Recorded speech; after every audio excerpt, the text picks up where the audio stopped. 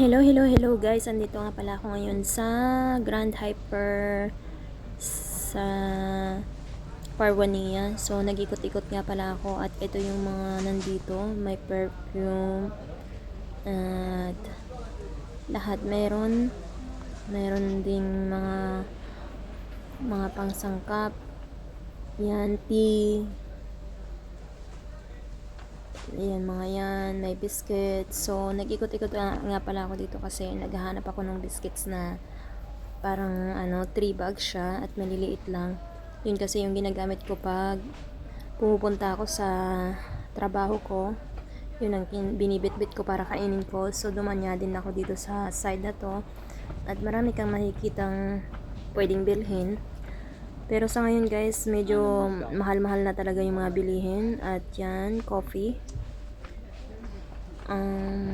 Nag-ikot pa rin ako kasi hindi ko talaga siya makita. At dito sa side na to, merong mga pang-ahit. Yan, pang-ahit sa mga mahahabang buhok. So, etong side naman na to is mga toothbrush, ganun, pang toothbrush na yung ngipin na medyo nangingitim na. So, I got the Stephanie biscuit and I'm going here in the counter to pay. At ang napamili ko nga pala lahat dyan is more than 10 KD I think. At yan ang nakuha ko, mga nabili ko. May napkin, may biscuits, and may itlog. Binili ko na rin for may everyday para makain bago magpasok. So, lumabas na nga rin ako at yung bagger, dinala niya na yung mga pinamili ko. So, dito rin ako dumadaan at palabas na nga rin kami.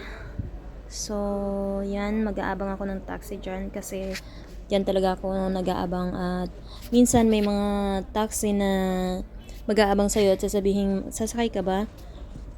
So, hindi sila taxi as in.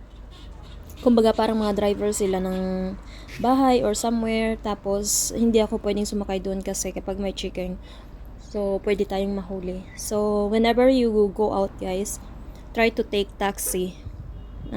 Yung meron siyang nakalagay na taxi sa sa taas.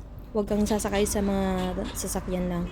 For your safety na rin kabayan, kasi bawal nga talaga yung sumakay ka sa mga sasakyan na nag-aaya sa'yo na, o sige, sakay na, taali, yan, larakavi.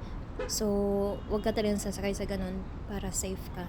Taxi talagang kunin mo. So, thank you for watching guys.